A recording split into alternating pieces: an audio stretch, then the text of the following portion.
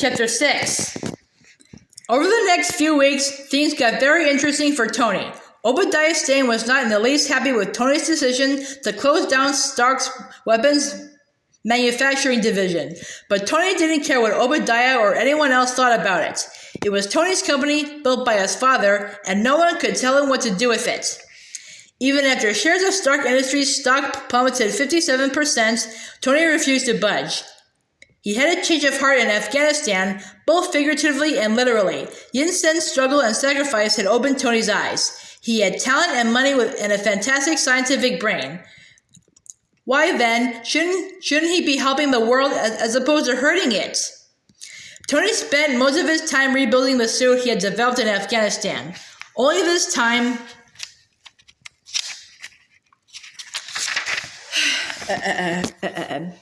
it wouldn't be big and clunky, but as sleek and stylish as Tony himself. He was tireless in his efforts to get the jet propulsion just right so he could fly effectively. He strengthened the arc reactor that powered his heart in the suit, and he developed repulsor discs, much like the ones he used on the Jericho missiles that would be affixed to his palms and could be used to fight off adversaries. Ultimately, Tony had created the perfect tech suit. After a test flight, Tony's virtual butler, Jarvis, who had the run of Tony's house and vied with Pepper for the most important position in Tony's life, suggested making the armor gold. Tony felt it was too flashy. He suggested adding splashes of red, and with that, Tony's suit's trademark red and gold colors were decided. Now, one of Tony's inventions wouldn't be used to hurt people, but to help them. Tony stepped into his newly refined suit and decided to take it for a ride. Jarvis warned Tony that he might want to test the suit further before flying around the skies over California, but Tony was never one to shy away from adventure.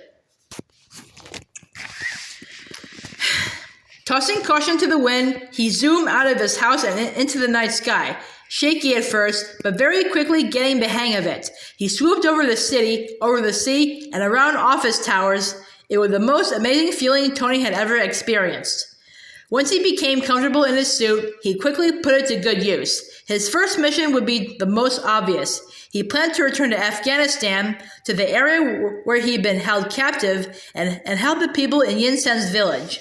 Tony was successful on this first mission, but unfortunately, he caught the eye of the U.S. Air Force and his friend Rhodey. The military wasn't happy about the idea of a maverick fighting unauthorized on war-torn foreign soil. Worse, his actions caught the attention of Obadiah Stane, who was fed up with Tony and, it came to light, had been for some time now. Tony discovered that Obadiah was a person who had set up his kidnapping in Afghanistan. Obadiah wanted Tony out of the way so he could take control of Stark Industries, and he would stop at nothing to achieve that goal. Obadiah flew back to Afghanistan to retrieve Tony's original armor, improve on it, and create an armor bigger, more powerful, and fitted with an unimaginable array of weapons. Obadiah soon had his suit.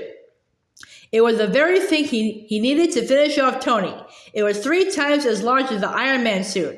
Obadiah attacked Tony at Stark Industries. After a long battle, where Obadiah often had the upper hand, Tony, with the help of Pepper, overloaded the building's tremendous arc reactor and blasted Obadiah off the roof. The power surge caused blackouts all over the city and sent a stream of light into the sky over LA, so bright that it lit up the night like a noontime sun. This one was not going to go unnoticed. Tony had won his battle, but he sure had some explaining to do.